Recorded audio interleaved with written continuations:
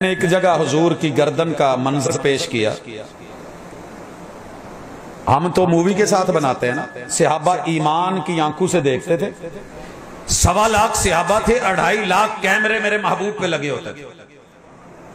2.5 lakh. Sir जी असी कुछ भी नहीं बैठे हैं ना, तो तुसी सारे वेखण रहे हो मैनू, मैं तुहानू यार वो तो ईमान वाली हालत ते बड़ी उच्ची जात ते उच्ची हस्ती।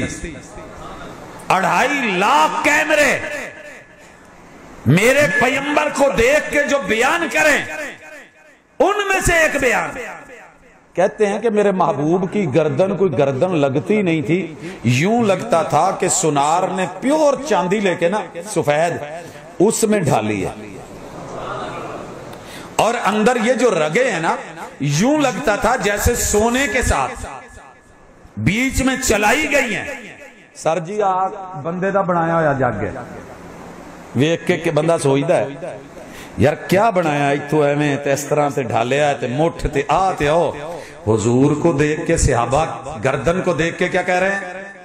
कुर्बान जाऊं, दुनिया की सोने और चांदी की सुराइयां कुर्बान कर दी जाए इस गर्दन पे। लेकिन सवाल यह है, ये गर्दन आई क्यों थी, इतनी हसीन क्यों थी? इतने नहीं असी पहुंचे। मेरे हुजूर जब आए तो लोगों की गर्दनों में संगल थे, पटे थे, रस्से थे, बड़े बड़े टल थे, घुंघरू थे, कैद थी, तौक थे, अगलाल थे। मेरे मुस्तफा सल्लल्लाहु अलैहि वसल्लम जब आए क्या दिया? इस गर्दन में चाहते मेराज पे गए थे, सोने चांदी के गुलूबंद ले आते, काले नीले पीले सुर्ख सफेद धागे ले आते, वहां से सोने चांदी लालो जवाहर ले आते, 114 सूरतों के 114 तवीज बना के कुछ गले में कुछ बाजुओं में लटका देते। मगर मेरे मुर्शिद ने ना अपने नवासों को ना नवासियों को ऐसे नहीं किया। वो ईद को माँ बेकलिमातिल्लाहि ताम्मा मिन कुल्ले शैतानिन व हाम्मा व मिन कुल्ले ऐनिन लाम्मा।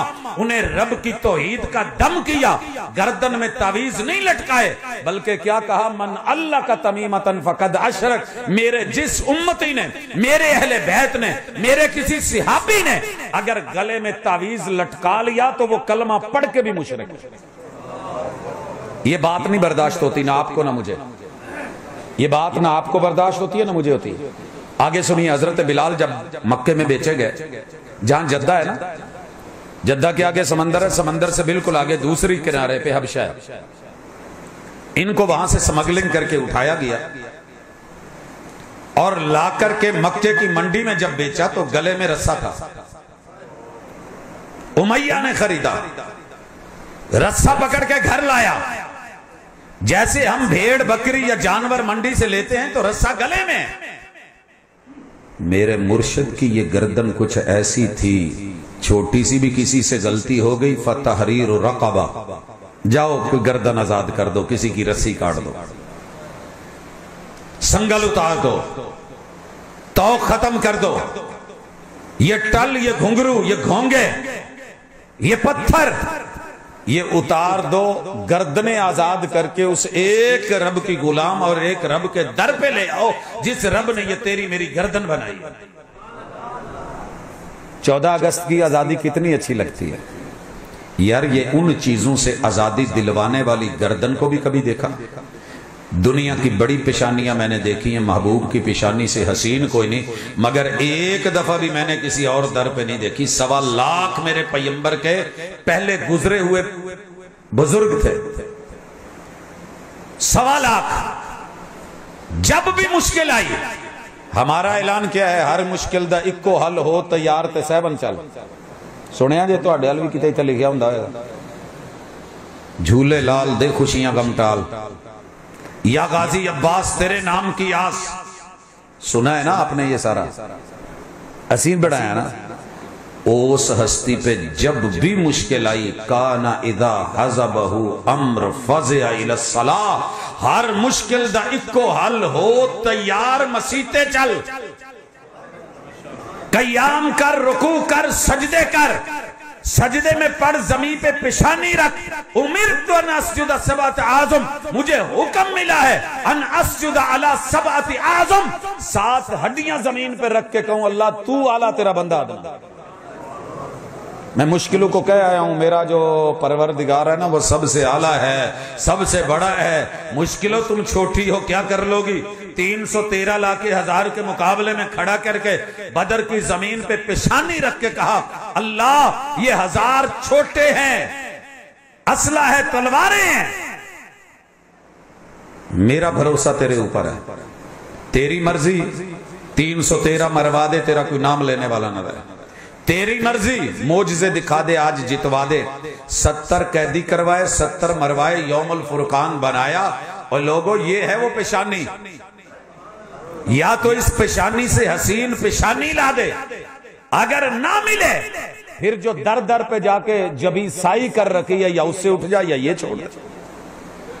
2 रंगी छोड़ दे, यक रंग हो जा, सरासर मोम हो जा या संग हो जा। ये मसलकों की जंग नहीं, ये मोहब्बत और अकीदत की बात है, ये अकीदे के साथ जुड़ी है। मैंने यहां तक बातें करके जहां बात लानी है वो है कि मेरे रब ने इस हस्ती पे हुस्न भी खत्म कर दिया, हुस्न, जमाल भी खत्म कर दिया, कमाल भी खत्म कर दिया, अकमल भी, अजमल भी, अशमल भी, अतहर भी, अहमद भी। कोई कायनात का वसफ लाओ जो खूबी हो, मेरे मुर्शिद में मिलेगी। यह काम मैंने नहीं किया है, काफर ने किया है, आपसे नहीं हो सकेगा, मेरे से भी नहीं हुआ। उसने ना मेरठ बनाया। मेरठ क्या था? मेरठ क्या था?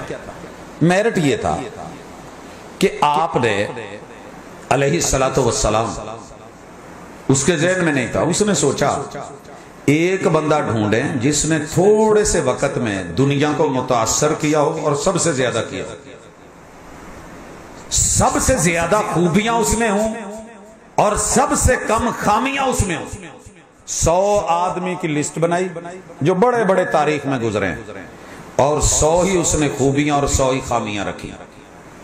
अगर मसलन सच्चाई है, उसने कभी झूठ नहीं बोला तो 1 नंबर, अमानत में खयानत नहीं हुई तो 1 नंबर, कभी गाली नहीं दी तो 1 नंबर, कभी गुस्सा नहीं किया तो 1 नंबर।